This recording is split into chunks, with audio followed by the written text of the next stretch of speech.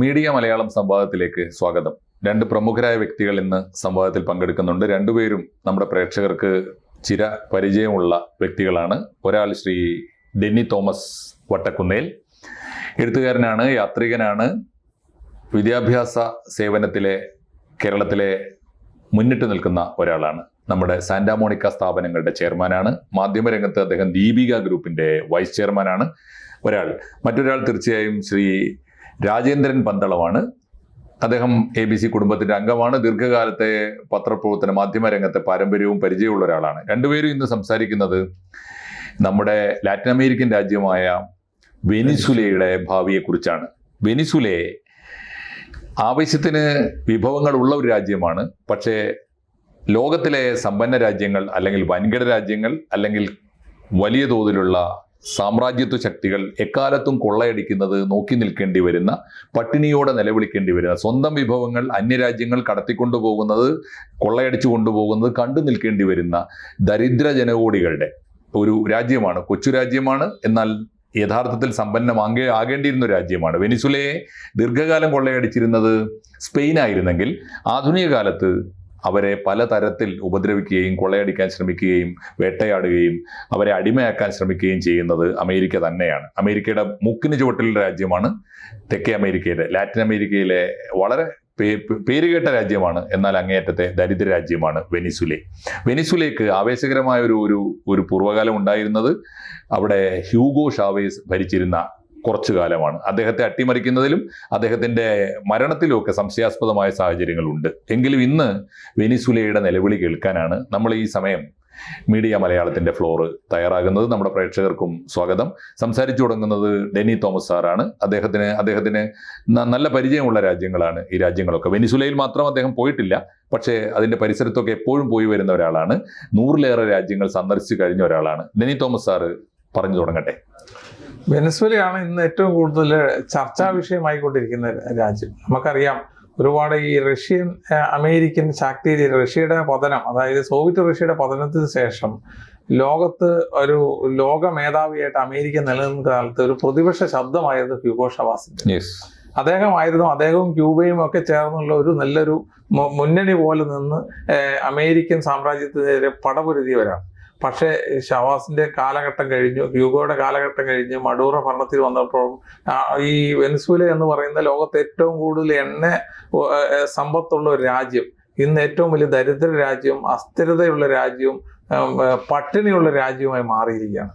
അതിന് കാരണം പല കാരണങ്ങളാണ്. ഇപ്പം ട്രംപ് എല്ലാ ദിവസവും ആരോപിക്കുന്ന പോലെ അവിടെ ഡ്രഗ് കാർട്ടൽസ് വർക്ക് ചെയ്യുന്നുണ്ട്, അവിടെ മയക്കുമരുന്നിന്റെ വിപണനമാണ് എന്ന് പറഞ്ഞിട്ട്. അമേരിക്കയെ സംബന്ധിച്ച് അമേരിക്ക ഡ്രഗ് കാർട്ടലിനെയൊക്കെ നേരിടാൻ അമേരിക്കയ്ക്ക് ഒരുപാട് സംവിധാനങ്ങളുണ്ട്. മാത്രമല്ല, ഏറ്റവും കൂടുതൽ ഉള്ളത് ഇക്കഡോറിലും മെക്സിക്കോയിലും ഒക്കെ ആണെന്നുള്ള അടുത്ത കാലത്തെ പഠനങ്ങളൊക്കെ തെളിയിക്കപ്പെട്ടാണ്. അവിടെ നിന്നാണ് ഏറ്റവും കൂടുതൽ അമേരിക്കയ്ക്കെതിരെ ഈ ഡ്രഗ് കാർട്ടലിൽ പ്രവർത്തിക്കുകയും അവിടെ ആധുനിക സംവിധാനങ്ങൾ ഉപയോഗിച്ച് അവിടെ മയക്കുമരുന്നുകളെത്തി. ഇവിടെ വെനസ്വേലയിൽ അതില്ല എന്നൊന്നും നമുക്ക് പറയാം. ഡ്രഗ് വരുന്നുണ്ടാവാം, പക്ഷെ ട്രംപ് പറയുന്നത് ഒരു കള്ളക്കഥയാണ്. ട്രംപിന്റെ ആവശ്യം എന്താണെന്ന് ചോദിച്ചു കഴിഞ്ഞാൽ, ഇപ്പൊ 2010 ശേഷം സ്വയം പര്യാപ്തതയിലെത്തിയ രാജ്യമാണ് എണ്ണയുടെ കാര്യത്തിൽ അമേരിക്ക. പക്ഷേ ഷെൽ ഗ്യാസ് ഒക്കെ വന്നതോടുകൂടി പക്ഷേ അവർക്ക് എണ്ണ ആവശ്യമല്ല. പക്ഷെ എണ്ണ ഇനി മറ്റ് രാജ്യങ്ങളിൽ വിപണനം ചെയ്യാനും അമേരിക്കയിലുള്ള ഈ എണ്ണ കമ്പനികൾക്കൊക്കെ അവിടെ പോയി കൊള്ളയടിക്കാനുള്ള സാഹചര്യം ഉണ്ടാക്കി കൊടുക്കുക എന്നുള്ളതാണ് അദ്ദേഹത്തിന്റെ ലക്ഷ്യം. അതായത് അവിടുത്തെ എണ്ണയുടെ റിസോഴ്സ് പരമാവധി ചൂഷണം ചെയ്ത് മറ്റ് രാജ്യങ്ങളിലേക്ക് വിൽപ്പന നടത്തുക, അല്ലെങ്കിൽ ഈ എണ്ണയുടെ വിപണി ലോകത്തെ നിയന്ത്രിക്കാൻ വേണ്ടിയിട്ട് ഈ വെനസ്വേലയെ ഉപയോഗിക്കുക എന്നുള്ളൊരു തന്ത്രമാണ് അദ്ദേഹം ഈ വേറെ രീതിയിൽ വെനസ്വേലയിൽ എൻട്രി ചെയ്യാൻ വേണ്ടി നോക്കുന്നത്. ഒരിക്കലും ആ രാജ്യത്തിന്റെ പ്രശ്നങ്ങൾ കൊണ്ടല്ല, അദ്ദേഹത്തിന്റെ ഒരു കച്ചവട താല്പര്യം കൊണ്ട് മാത്രമാണ് വെനസ്വേലയെ ആക്രമിക്കണം എന്ന് പറയുന്നത്. ഇന്നിപ്പം അറിയാം, ഏറ്റവും വലിയ യുദ്ധക്കപ്പലുകളെല്ലാം അതിന്റെ സമീപത്ത് പോയി പാർക്ക് ചെയ്തിരിക്കുകയാണ്. അപ്പൊ അദ്ദേഹം പറയുന്നുണ്ട് അതെന്തൊരു ലക്ഷ്യമാണ്. അപ്പം ഈ അതിനോട് ചേർന്ന കരീബിയൻ കടലിൽ എണ്ണ പരിവേഷണം നടത്താൻ അദ്ദേഹം ആരംഭിച്ചു കഴിഞ്ഞു. അപ്പൊ അതുപോലെ അതിനോട് ചേർന്ന് കിടന്ന് ട്രിനിഡാഡ് ആൻഡ് ടൊബാഗോ എന്ന് പറയുന്ന രാജ്യത്തോട് പറഞ്ഞു, അമേരിക്ക ഫണ്ട് തരാം, നിങ്ങൾ സ്റ്റാർട്ട് ചെയ്തോളാനാണ് പറഞ്ഞത്. അപ്പൊ അവരുടെ ലക്ഷ്യം അവിടുത്തെ സ്റ്റാർട്ട് ചെയ്ത് അവിടുത്തെ പ്രകൃതി വിഭവങ്ങളോടുള്ള അല്ലെങ്കിൽ അവിടുത്തെ നാച്ചുറൽ റിസോഴ്സിനോടുള്ള അമിതമായ താല്പര്യമാണ് അമേരിക്കയെ സംബന്ധിച്ച് വെനസ്വേല. കാരണം അമേരിക്കയുടെ തൊട്ടടുത്ത് കിടക്കുന്ന രാജ്യമാണ്. അപ്പൊ ക്യൂബയോട് ഒരു കാലത്തുണ്ടായിരുന്ന ഒരു എതിർപ്പ് മാത്രമല്ല, അതൊരു സൈദ്ധാന്തികമായ തലത്തിലും അത് ചർച്ച ചെയ്യപ്പെടുന്ന കാരണം അന്നത്തെ കാലത്ത് രണ്ട് ചേരി ഉണ്ടായിരുന്നു. ക്യൂബ റഷ്യൻ ജയിലിയോട് സൗഹൃദം പുലർത്തിയ കമ്മ്യൂണിസ്റ്റ് രാജ്യമാണ്. പക്ഷേ അവിടെ ഒരു കമ്മ്യൂണിസം ഒന്നും അല്ല, അവിടെ സോഷ്യലിസ്റ്റ് പാർട്ടിയാണ് അവിടെ ഭരിക്കുന്നത് വെനസ്വേലയിൽ. പക്ഷേ അതൊന്നും അല്ല അവിടുത്തെ പ്രശ്നം. അവിടുത്തെ പ്രശ്നം പൂർണ്ണമായും സമ്പത്ത് മാത്രമാണ്. തീർച്ചയായിട്ടും. സാർ എങ്ങനെ ഈ ഇതിനോട് ചേർത്ത് കാണുന്നത് എങ്ങനെയാണ് വെനിസ്വേലൻ രാഷ്ട്രീയം? വാണിജ്യ താല്പര്യമില്ലാതെ ലാഭം നോക്കാതെ സബ്സ്ക്രിപ്ഷൻ കൊണ്ട് മാത്രം നിലനിൽക്കുന്ന, സത്യസന്ധമായിട്ട് കാര്യങ്ങൾ പറയാൻ ശ്രമിക്കുന്നത്, എല്ലാം അങ്ങനെ ആവണമെന്നുള്ളൊരു പത്രമാണ്, ബ്രിട്ടീഷ് മാധ്യമമാണ് ദി ഗാർഡിയൻ എന്ന് പറയുന്ന പത്രം. ഒബ്ജക്റ്റിവിറ്റിയാണ് അതിൻ്റെ ലക്ഷ്യം. നമ്മൾ അങ്ങനെ തന്നെ വിശ്വസിക്കാറുണ്ട്. അതിൽ വന്നൊരു വാർത്ത, അതിൻ്റെ പ്രതിനിധി ബ്രസീലിയൻ പ്രസിഡന്റ് ലാല ഡുസിൽവയുമായിട്ട് പ്രത്യേക ഉപദേഷ്ടാവ്, അതായത് വിദേശകാര്യങ്ങൾക്കുള്ള ഉപദേഷ്ടാവ് അമോറി, സെലോ അമോറി എന്ന് പറയുന്ന ആളുമായിട്ട് നടത്തിയൊരു അഭിമുഖം പ്രസിദ്ധം ചെയ്തിട്ടുണ്ട്. അതിൽ അമോറിയും പറയുന്നത് നമുക്ക് വിശ്വസിക്കാതിരിക്കാൻ പറ്റില്ല. അമോറിയും പറയുന്നത് ഇങ്ങനെ ഒരു അഡ്വഞ്ചർ, ഇപ്പോൾ തന്നെ വെനിസ്വേലയുടെ എയർ സ്പേസ് അമേരിക്ക ക്ലോസ് ചെയ്തു, US ക്ലോസ് ചെയ്തിരിക്കുകയാണ്. അപ്പം ഇനി അടുത്ത യുദ്ധം തന്നെയാണ്, ഫലത്തിലൊരു യുദ്ധം തന്നെ. അങ്ങനെ നടക്കുകയാണെങ്കിൽ അവിടെ സംഭവിക്കുക എന്ന് പറഞ്ഞാൽ വെനിസ്വേല തോൽക്കുകയല്ല ചെയ്യുന്നത്, നമ്മൾ ഈ ലോകം തോൽക്കുകയാണ്. അവിടെ സംഭവിക്കാൻ പോകുന്നത് വിയറ്റ്നാമിൽ പണ്ട് കാണിച്ച സാഹസം പോലെ ഒരു കില്ലിംഗ് ഫീൽഡ് അവിടെ ഉണ്ടാക്കുക, അതാണ് സംഭവിക്കാൻ പോകുന്നത്. വെനിസ്വേലക്കാർ അങ്ങനെയൊന്നും തോറ്റു കൊടുക്കുന്ന ആൾക്കാരല്ല. ഗറില്ല യുദ്ധത്തിൽ അവരദ്വിതീയരാണ്. അത് ബൊളീവിയൻ കാടുകളിലൊക്കെ നമ്മൾ കണ്ടിട്ടുള്ളതാണ്. അപ്പോൾ അങ്ങനെയുള്ള പ്രദേശങ്ങളിലൊക്കെ കമ്മ്യൂണിസ്റ്റുകാരുടെ ആയാലും അവരുടെ സ്വന്തം രാജ്യത്തിൻ്റെ സ്വാതന്ത്ര്യത്തിന് വേണ്ടിയായിട്ടും ഇങ്ങനെയുള്ള ഗറില്ല വാർഫെയറിൽ അദ്വിതീയരാണ് അവിടുത്തുകാരെല്ലാം. അവർക്ക് സാർ വിയറ്റ്നാമിൻ്റെ അനുഭവങ്ങളും സാറിനുണ്ടല്ലോ. വിയറ്റ്നാം ഇവർക്ക് മാതൃകയാകുമോ? തീർച്ചയായിട്ടും. ഇത് അമേരിക്കയെ സംബന്ധിച്ച് അമേരിക്ക അറ്റാക്ക് ചെയ്യേണ്ട സമയം കഴിഞ്ഞു. കാരണം അവർ വന്ന കാലം തൊട്ട്, ട്രംപ് വന്ന കാലം തൊട്ട് ഇത് നോട്ടമിട്ടാണ്. പക്ഷെ അവരുടെ ഉള്ളിൽ ഒരു ഭയമുണ്ട്. അതിനൊരു കാരണം എന്ന് വെച്ച് കഴിഞ്ഞാൽ ഈ ഒരു മധ്യവർഗത്തിലും ഉപരിയായിട്ടുള്ള ആൾക്കാരെല്ലാം വെനസ്വേലയിൽ നിന്ന് പലായനം ചെയ്ത് കഴിഞ്ഞു. ലോകത്ത് ഏറ്റവും കൂടുതൽ മൈഗ്രേഷൻ നിരക്കുള്ള രാജ്യമാണ്. അതായത് അവിടുന്ന് 6% ആൾക്കാരാണ് ഓരോ വർഷവും മറ്റ് രാജ്യങ്ങളിലേക്ക് കുടിയേറി പോകുന്നത്, അല്ലെ പലായനം ചെയ്യപ്പെടുന്നത്, അഭയാർത്ഥികളായിട്ടും അല്ലാതെയും. അവിടെ സമ്പന്നരെല്ലാം അമേരിക്കയിലൊക്കെ പോയി സെറ്റിൽ ചെയ്യും. എന്ന് പറഞ്ഞാൽ എണ്ണ മാത്രമല്ല, മാനവ വിഭവവും നഷ്ടപ്പെട്ടുകൊണ്ടിരിക്കുന്നുണ്ട്. ഇനി അവിടെ സാധാരണക്കാരനും പട്ടിണി പാവങ്ങളും തൊഴിലാളികളും ഒക്കെയാണ്. അവരെപ്പോഴും ഈ ഭരണവർഗത്തോട് കൂറ് പുലർത്തുന്നവരാണ്. അവരെ സംബന്ധിച്ച് അവർ എപ്പോഴത്തെ ഭരണകൂടത്തെ സപ്പോർട്ട് ചെയ്യുമെന്നുള്ള കാര്യം യാതൊരു സംശയമില്ല. അപ്പം വിയറ്റ്നാം യുദ്ധം സാർ സൂചിപ്പിച്ചതുപോലെ ഒരു വലിയ പ്രധാനപ്പെട്ട ഘടകമാണ്. വിയറ്റ്നാമിൽ ഒരു ചെറിയ രാജ്യമാണ് വിയറ്റ്നാം. ആ രാജ്യത്തോട് വർഷങ്ങളോടെ യുദ്ധം ചെയ്ത് അവിടുന്ന് എല്ലാം നഷ്ടപ്പെട്ട് തിരിച്ചു പോകേണ്ട ഒരു അവസ്ഥയിലേക്ക് അമേരിക്ക എങ്ങനെ എത്തപ്പെട്ടോ അതിൻ്റെ ഒരു വേറൊരു മാതൃകയാകാൻ സാധ്യതയുണ്ട്. കാരണം ഇന്ന് ലോകത്ത് യുദ്ധം എന്ന് പറയുന്നത് നമുക്ക് പറയാം, റഷ്യ പോലുള്ള വലിയ രാജ്യം ഉക്രൈനെ ആക്രമിച്ചപ്പോൾ ഒറ്റ ദിവസം കൊണ്ട് കീഴ്പ്പെടുത്തും എന്നൊക്കെ വിചാരിച്ചു. പക്ഷെ എത്രയോ കാലം ചെറുത്തു നിന്നു. എളുപ്പമൊന്നുമല്ല. ഈ വെനിസ്വേലയുടെ ഒരു പരാജയത്തിന്റെ കാരണമായിട്ട് പലരും നിരീക്ഷിച്ചത് ഈ ഹ്യൂഗോ ഷാവേസിന്റെ സോഷ്യലിസ്റ്റ് ജനപ്രിയ ഭരണരീതിയിൽ നിന്ന് ഒരു വെൽഫെയർ സ്റ്റേറ്റിന്റെ നയപരിപാടികളിൽ നിന്ന് മഡുറോ ഇപ്പോഴത്തെ പ്രസിഡന്റ് ആ സോഷ്യലിസ്റ്റ് നയപരിപാടികളിൽ നിന്ന് വ്യതിചലിക്കുന്നു എന്ന് മാത്രമല്ല കുറെ കൂടി അഴിമതി കൂടി കലർന്ന. അപ്പോൾ യഥാർത്ഥത്തിൽ ഇപ്പോൾ വെനിസ്വേലയുടെ ഇപ്പോഴത്തെ ഈ പെട്ടെന്നുണ്ടായ പതനത്തിന് ഷാവേസിൽ നിന്ന് മഡുറോയിലേക്കുള്ള ഒരു ഭരണമാറ്റം ഒരു പ്രധാനപ്പെട്ട കാരണമായിട്ടുണ്ടോ?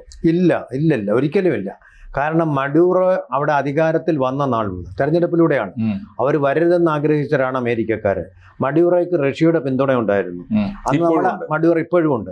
ആ മഡൂറോ എന്നുള്ള വാക്ക് തന്നെ വന്നിരിക്കുന്നത് മധു എന്നുള്ള വാക്ക് ഇന്ത്യൻ വാക്കുമായിട്ട് സാമ്യമുണ്ട്. അങ്ങനെ ഒരു സാമ്യമുണ്ട്. ഇൻഡോ യൂറോപ്യൻ അതാണല്ലോ പിതൃ എന്ന് പറയുന്നത്. പിന്നെ പെറ്റേണൽ എന്നുള്ള വാക്ക് പിതൃവുമായിട്ട് ബന്ധപ്പെട്ട നമ്മുടെ വാക്കുമായിട്ട് ബന്ധപ്പെട്ട. മഡ്യൂറോ എന്നുള്ള വാക്കിന്റെ അർത്ഥം തേൻ തന്നെ, ഹണി എന്നുള്ളതാണോ. അത്തരം ഒരു ബന്ധമുള്ള വാക്കാണ് പേരില്. അന്ന് റഷ്യ പൂർണ്ണമായിട്ടും സപ്പോർട്ട് ചെയ്ത ആളാണ് മഡ്യൂറോ. എന്ന് ഏറ്റവും കൂടുതൽ എതിർത്ത ആളാണ്, സോഷ്യലിസ്റ്റ് ചേരിയിലും ഇടതുപക്ഷത്തിലും പെട്ട ആളാണ് മഡ്യൂറോ, സബ്ജക്ട് ടു കറക്ഷൻ എന്നുള്ള ആളാണ്. അപ്പോൾ അദ്ദേഹം ഈ അഴിമതി അദ്ദേഹം നടത്താറില്ല, പക്ഷേ സിസ്റ്റത്തിന്റെ ഭാഗമായിട്ടുള്ള അഴിമതി അവിടെ ഉണ്ടാവാം. അത് തുടച്ചു നീക്കുന്നതിൽ അദ്ദേഹം പരാജയപ്പെട്ടിട്ടുണ്ടാവാം. മറ്റൊരു പ്രധാനപ്പെട്ട കാരണം അന്ന് ഈ ഷാവേസിന് പിന്തുണയ്ക്ക് തോളോട് തുറഞ്ഞ് നിൽക്കാൻ മറ്റൊരാൾ അയലത്തുണ്ടായിരുന്നു, ക്യൂബയിലെ കാസ്ട്രോ. എനിക്ക് നല്ല ഓർമ്മയുണ്ട്, ഞങ്ങളൊക്കെ മുദ്രാവാക്യം വിളിച്ചത് കാസ്ട്രോ ഷാവേസ്, ഈ അമേരിക്കയെ പാഠം പഠിപ്പിക്കുന്നൊക്കെ പറഞ്ഞുകൊണ്ട് ഘോരമായി സംസാരിച്ചിരുന്ന. അപ്പോൾ ഒരു കണക്കിന് ഇവരുടെ വെനിസ്വേലയുടെ തകർച്ച എന്ന് പറയുന്നത് ക്യൂബയിൽ കാസ്ട്രോയുടെ തകർച്ചയോട് ചേർത്ത് വായിക്കാൻ പറ്റുമോ? ഒരു പരിധി വരെ അതെ. കാരണം ഒരു ക്യൂബയുടെ ചെറുത്തുനിൽപ്പെന്ന് പറയുന്നത് ലോകത്തെ ഒരു അത്ഭുതം തന്നെ. ചെറിയ കുഞ്ഞു രാജ്യം ഇത്രയും കാലങ്ങളോളം അമേരിക്ക പോലെയുള്ള ശക്തിയായ ഒരു രാജ്യത്തോട് എതിർത്ത് നിന്നതെന്ന് പറയുന്നത് ലോക ചരിത്രത്തിന് വലിയൊരു ഭാഗമാണ്. പക്ഷേ ഈ ഹ്യൂഗോ ഷവാസിന് ശേഷം മഡൂറോ വന്ന്, മഡൂറോയുടെ ഒരു പ്രത്യേകത പലരും ശ്രദ്ധിക്കാത്തതാണ്. അദ്ദേഹം ഒരു സായി ഭക്തനാണ്. അദ്ദേഹത്തിന്റെ സായിയുടെ ഫോട്ടോ വെച്ചിട്ടാണ് അദ്ദേഹം എല്ലാ കാര്യങ്ങളും ചെയ്യുന്നത്. അവർക്ക് സായി ആശ്രമം ഉണ്ട്, അവിടെ സായിയുടെ ഹോസ്പിറ്റൽ ഉണ്ടാവും ഇവിടെ ഈ കരാക്കസിൽ, അതായത് വെനിസുലയുടെ തലസ്ഥാനത്ത്. അതായത് സായി സത്യസായി ബാബയുടെ എല്ലാ പ്രവർത്തനങ്ങൾക്കും ഏറ്റവും കൂടുതൽ സപ്പോർട്ട് ചെയ്യുന്ന ആളുടെ ഒരു ഇന്ത്യൻ കണക്ഷൻ അങ്ങനെയൊക്കെ ഉണ്ട്. ഇന്ത്യൻ ഉണ്ട്. മാത്രമല്ല സാറേ, സത്യത്തിൽ നമ്മൾ പ്രേക്ഷകർക്ക് താല്പര്യം ഉണ്ടാവാനിടയുള്ള പ്രധാനപ്പെട്ട കാര്യമാണ് സാറ് പറഞ്ഞത്. ഈ രണ്ട് രാജ്യങ്ങളിലും വിപ്ലവം നടത്തിയത് ഭൗതികവാദികളല്ല. ക്യൂബയില് കാസ്ട്രോയുടെ കൂടെ വിപ്ലവം നയിച്ചത് അവിടുത്തെ കന്യാസ്ത്രീകളും പള്ളിയിലച്ചന്മാരും മതവാദികളാണ് കൂടിയാണ്. അതായത് ഈ പറഞ്ഞ പോലെ, സാറ് പറഞ്ഞ പോലെ അടിസ്ഥാന വർഗത്തിന്റെ സാമൂഹിക വിപ്ലവമായിരുന്നു അത്. അത് ഭൗതികവാദികളുടെ ഒരു കമ്മ്യൂണിസ്റ്റ് വിപ്ലവമായിരുന്നില്ല. സാറ് പറഞ്ഞ കറക്റ്റാണ്. ഇത് തന്നെയാണ് ഇപ്പോ സാറ് പറഞ്ഞു വരുന്നത്. വെനിസുലയിലും അത് തന്നെയാണ് അല്ലെ, ഒരുതരം ആത്മീയതയുടെ അംശമുള്ള ഒരു സാമൂഹിക വിപ്ലവമാണ് അവിടെയും നടന്നത്. ആ രണ്ട് രാജ്യങ്ങളാണ് നിർഭാഗ്യവശാൽ ഈ മുതലാളിത്ത ശക്തികൾക്ക് മുമ്പിൽ, അവർക്ക് ആത്മീയതയും ഇല്ല, അവർക്ക് സോഷ്യലിസവും ഇല്ല, അവർക്ക് സാമൂഹിക വിപ്ലവവും വേണ്ട, അവർക്ക് വേണ്ടത് മൂലധനം മാത്രമാണ്. മൂലധനത്തിന് മുമ്പിൽ ഈ രണ്ട് ആത്മീയ ധാരകളുള്ള രാജ്യങ്ങളും തകർന്നു പോകുന്നു എന്ന് വേണോ കരുതാൻ? തീർച്ചയായിട്ടും ഇത് സാമ്രാജ്യ ശക്തി എന്ന് പറയാൻ പറ്റത്തില്ല. ഏറ്റവും കൂടുതൽ പവർഫുള്ളായ ഒരു രാജ്യത്തിന്റെ നിയമങ്ങൾ ലോകത്ത് നിർബന്ധിച്ച് നടപ്പിലാക്കുക. ഇപ്പൊ ട്രംപിന്റെ തീരുമാനം എന്താണ്? ട്രംപ് ഒരു കാര്യം പറയുന്നു, അത് നടപ്പിലാക്കുക, ലോകം അനുസരിക്കുക. എന്തും ചെയ്യാൻ. അപ്പൊ ഈ 24ഓളം അവിടുന്ന് പോയ ചെറിയ കപ്പലുകളെയാണ് അദ്ദേഹം നശിപ്പിച്ചത്. അതിനുള്ള അധികാരം എനിക്കുണ്ടെന്ന് അദ്ദേഹം പറഞ്ഞു. കാരണം അതിന്റെ അകത്ത് ന്യായ അന്യായങ്ങൾ തിരിച്ചറിയാൻ പറ്റും. അതിന്റെ അകത്ത് ഒരു നമുക്ക് അത് തന്നെ അതിനുള്ള അധികാരം അമേരിക്കയ്ക്കുണ്ട്. ആരാ കൊടുത്തിരിക്കുന്നത് ഈ അധികാരം അമേരിക്കയ്ക്ക്? ആരും കൊടുത്തിട്ടില്ല. ഇത് കാണിക്കുന്ന ഒരു യുദ്ധ കുറ്റം തന്നെയല്ലേ? പക്ഷെ അദ്ദേഹം കണ്ടില്ല. അദ്ദേഹം ഒരു ട്രക്ക് കാർട്ടിലാണ് എന്ന് പറഞ്ഞിട്ട് ഒരു ബോട്ട് തകർത്തു. അതിനകത്ത് ദമ്പതികളാണ്. അവരെ പിടിച്ച് അവര് നോക്കിക്കഴിയുമ്പോൾ അവരൊരു പ്രശ്നമില്ലാന്ന് കണ്ടിട്ട് അവരെ തിരിച്ചയക്കുക ചെയ്തു. അവർ രക്ഷപ്പെട്ടതുകൊണ്ട്. ബാക്കിയുള്ളവരെല്ലാം മരണപ്പെട്ടു. പക്ഷെ അതിനകത്ത് അടിസ്ഥാനപരമായി ഒരു ട്രക്കിന്റെ കാർട്ടലിന്റെ മയക്കുമരുന്ന് കടത്താണ് എന്ന് തെളിയിക്കപ്പെട്ടിട്ടില്ല. ചിലപ്പോൾ ഉണ്ടാവാം. മാഷിനോട് ഞാനൊരു സംശയം ചോദിച്ചു. ഇതിനേക്കാൾ കൂടുതൽ ഈ ഡ്രഗ്സ് ഉൽപ്പാദിപ്പിക്കുക, അത് മയക്കുമരുന്ന് ഉൽപ്പാദിപ്പിക്കുന്ന ഒരു രാജ്യമല്ലേ കൊളംബിയ? അവിടെ എന്താ പോകാത്തത്? കൊളംബിയ മാത്രമല്ല, ഇപ്പൊ ഏറ്റവും കൂടുതൽ ഡെവലപ്പ് ചെയ്തുകൊണ്ടിരിക്കുന്ന രാജ്യം എന്ന് പറഞ്ഞാൽ ഈ രംഗത്ത് ഇക്കഡോറാണ്. ഇക്കഡോർ, ഗോട്ടിമാല, അതേപോലെ പഴയ മെക്സിക്കോ, പിന്നെ പനാമ, പിന്നെ എൽസാവഡോറും ഒക്കെ ഇതിന്റെ ഒരു വലിയ കേന്ദ്രമാണെന്ന് സാർ നേരത്തെ പറഞ്ഞതില് ഈ നമുക്കിപ്പോ സാമ്രാജ്യത്വം എന്ന് വിളിക്കാവുന്ന, വേണമെങ്കിൽ നിയോ കൊളോണിയലിസം എന്ന് വിളിക്കാവുന്ന ഒരു പ്രധാനപ്പെട്ട ഫാക്ടറി ഈ വെനിസുലൻ ഘടകത്തിലുണ്ട്. എന്താ കാര്യം എന്ന് വെച്ചാൽ, ഈ വെനിസുലയുടെ എണ്ണ ഊറ്റിയിട്ട് കൊണ്ടുപോകുന്നത് അമേരിക്ക ആഗ്രഹിക്കുന്ന അവരുടെ ആവശ്യങ്ങൾക്കല്ല. അവർ ഓവർ സാച്ചുറേറ്റ്, ആൾറെഡി അവർക്ക് എണ്ണയുണ്ട് ആവശ്യത്തിന്. ഇവരെന്താണെന്നറിയോ, ആ രാജ്യത്തിന്റെ എണ്ണ പോയി ഊറ്റിയെടുത്തിട്ട് കൊള്ള ലാഭത്തിന് പുറത്തേക്ക് വിൽക്കാനാണ്. അതെന്താ വെച്ചോക്കൂ, അയൽക്കാരന്റെ മുതൽ മോഷ്ടിച്ചിട്ട് ലാഭത്തിന് വിൽക്കാൻ, അല്ലാതെ എനിക്ക് ആവശ്യത്തിന് വിശക്കുമ്പോൾ ഉപയോഗിക്കാനല്ല. അതിന്റെ ഒരു ദയനീയമായ അവസ്ഥ എന്ന് തോന്നുന്നു ആ ഒരു ഭീകര ചിത്രം. അതായത് ലോക കമ്പോളത്തെ നിയന്ത്രിക്കുക എന്നുള്ളതാണ് അദ്ദേഹത്തിന്. കാരണം ഈ പെട്രോളിയം കമ്പനികളെല്ലാം ഭൂരിഭാഗം വലിയ ഭീമന്മാരെന്ന് പറയുന്നതെല്ലാം അമേരിക്കൻ കമ്പനികളാണ്. അവർക്ക് ഇവിടെയൊക്കെ കളമൊരുക്കി കൊടുക്കുക. അവർക്ക് പണം സമ്പാദിച്ച് അതുവഴി ആ രാജ്യത്തിന് സമ്പത്ത് വർദ്ധിപ്പിക്കുക, അതോടൊപ്പം അമേരിക്ക കൊള്ളലാഭം ഉണ്ടാക്കുക. ഈ ഒരു ലക്ഷ്യമാണ് ഇതിന്റെയൊക്കെ പിന്നിലിരിക്കുന്നത്. ഇപ്പോൾ മറ്റു രാജ്യങ്ങൾ സൂചിപ്പിച്ച പോലെ മറ്റു രാജ്യങ്ങളിൽ ഇതേപോലെ മയക്കുമരുന്നും പ്രശ്നങ്ങളും എല്ലാം ഉണ്ട്. ആ രാജ്യങ്ങളിൽ നിന്നൊക്കെ ഒരുപാട് പ്രശ്നങ്ങൾ നേരിടുന്നുണ്ട്. നിക്കോരാഗയിൽ നിന്നും, എൽസാവഡോറിൽ നിന്നും, പനാമയിൽ നിന്നും, മെക്സിക്കോയിൽ നിന്നും, മറ്റ് ഹോണ്ടുറാസിൽ നിന്നും, പിന്നെ കരീബിയൻ രാജ്യങ്ങളിൽ നിന്നെല്ലാം ഇത് സംഭവിക്കുന്നുണ്ട്. പക്ഷെ ഇതിന്റെ പിന്നെ കുറച്ച് രാഷ്ട്രീയം കൂടെ. കാരണം നിക്കോരാഗയിൽ പണ്ടൊരു ഡാനിയൽ ഒട്ടീഗ ഒരു ഇടതുപക്ഷ ഗവൺമെന്റ് വന്നപ്പോഴും അമേരിക്ക ഇതുപോലെ എതിർത്തിരുന്നു. ഇവിടെ ഇപ്പോൾ കൊളംബിയയിൽ അവർക്ക് വലിയ കുഴപ്പമില്ല. വെനിസുലയിൽ വന്നിരിക്കുന്ന ഇടതുപക്ഷ പ്രധാനമന്ത്രിയാണെന്ന്, മഡൂറോ ആണെന്നുള്ളതല്ലേ അവരുടെ ഒരു വലിയ എന്താ പറയുന്നത്, അദ്ദേഹം ശത്രുവായി തീരാൻ. എല്ലാ കാലങ്ങളിലും ഇടതുപക്ഷത്തെ അമേരിക്ക ശക്തമായി എതിർത്തിരുന്നു. ഒരു കാലഘട്ടത്തിൽ, അതായത് ഒരു 10 വർഷം മുമ്പാണെന്ന് എനിക്ക് തോന്നുന്നു, ഒരു 5 സ്റ്റേറ്റിന്റെ പ്രസിഡന്റ്, ഒരു 5-8 വർഷം മുമ്പ് ഈ ഇടതുപക്ഷ മനോഭാവം ഉള്ളവരായിരുന്നു, അർജന്റീനയിലടക്കം. പക്ഷെ അവരെല്ലാം ഒരു രീതിയിലല്ല വേറൊരു രീതിയിൽ അവരുടെ ഭരണത്തിൽ നിന്ന് അവര് പുറത്തു പോകുന്ന ഒരു അവസ്ഥയിലേക്ക്.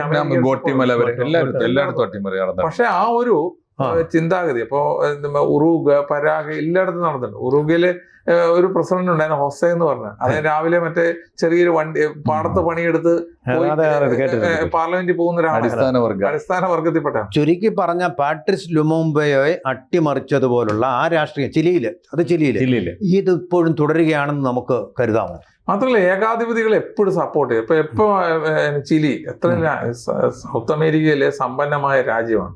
എല്ലാം കൊണ്ടും പ്രകൃതി വിഭവങ്ങൾ കൊണ്ടും സമ്പത്ത് കൊണ്ടും വളരെയധികം സമ്പന്നമായ ചിലിയിൽ പോലും എപ്പോഴത്തെ ഭരണകൂടത്തെ നിലനിർത്താൻ സപ്പോർട്ട് ചെയ്യാൻ ഏറ്റവും കൂടുതൽ പിന്തുണ നൽകുന്ന അമേരിക്കയെ സംബന്ധിച്ച് അമേരിക്കയുടെ താല്പര്യത്തോടെ സപ്പോർട്ട് ചെയ്യുന്ന, അല്ലെങ്കിൽ അമേരിക്കൻ കമ്പനികൾക്ക് കൊള്ളയടിക്കാനുള്ള സൗകര്യങ്ങൾ ചെയ്തു കൊടുക്കുന്നവർക്ക് അമേരിക്ക ഹെൽപ്പ് ചെയ്യും, ആ ഭരണത്തെ നിലനിർത്തുകയും ചെയ്യും. അല്ലാത്തവരെല്ലാം നിഷ്കാഷിതരായി മാറും. ഒരു ചോദ്യം കൂടി ചോദിച്ച് നമുക്ക് അവസാനിപ്പിക്കാം. ചോദ്യം ഇതാണ്: സത്യത്തിൽ അവരെ സഹായിക്കേണ്ടിയിരുന്നത്, ഇപ്പോ ഈ വെനിസുലയെ സഹായിക്കാൻ ബാധ്യതപ്പെട്ട മൂന്ന് ഭേദപ്പെട്ട രാജ്യങ്ങളെങ്കിലും ലാറ്റിൻ അമേരിക്കയിലുണ്ട്.